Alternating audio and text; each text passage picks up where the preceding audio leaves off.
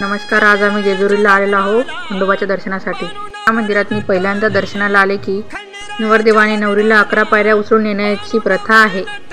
वरती गडावर जाण्यासाठी सुमारे 250 ते 350 उंच पायऱ्या चढून जावे लागते.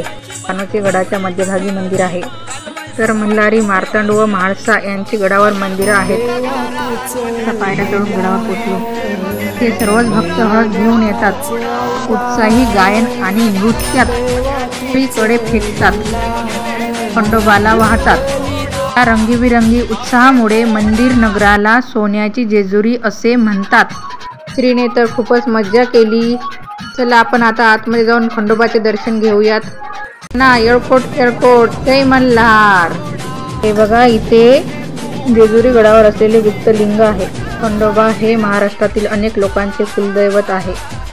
खंडोबा मंदिराची पुनर्बांधणी पेशव्यांच्या काळात झाली.